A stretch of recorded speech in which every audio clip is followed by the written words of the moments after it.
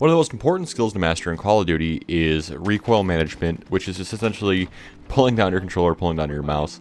But learning how to do that is a skill that is kind of reserved to the pros at the most point, especially on controller.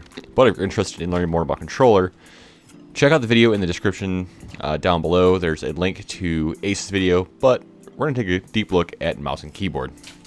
So we're going to begin by shooting our pattern. You'll notice the pattern that it shoots, and we're just going to do the exact opposite of that. So we're going up, right, up. So we're going to pull down, left, down.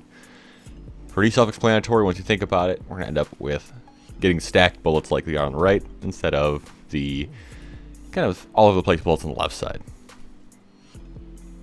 You notice how much my hand actually moves, and that's where DPI and your sensitivity all comes into play with managing your recoil in that way, and how much your hand needs to move to do it. Controller, you see it acts a little differently. For some reason it had a little less kick to the side on this time, but that's something we'll investigate at another time. But being not a controller person, this is what I ended up with for my first attempt at managing your recoil. Not bad, and definitely would make a big difference on the game, when I'm actually playing Warzone itself. But again, down, left, down on the right stick.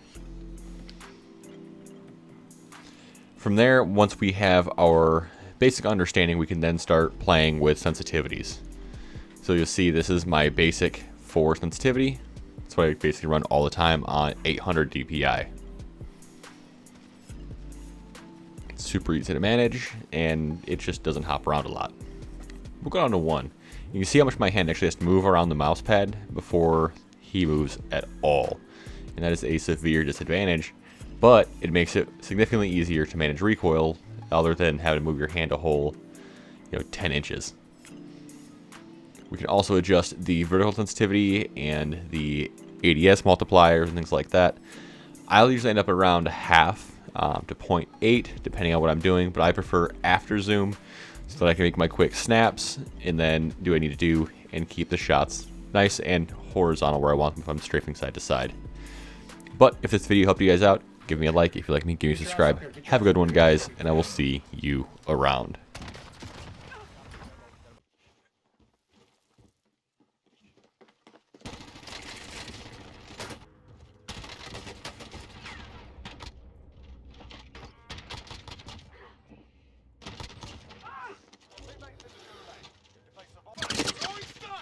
Flash, they're flashed. Kill them. Got them both.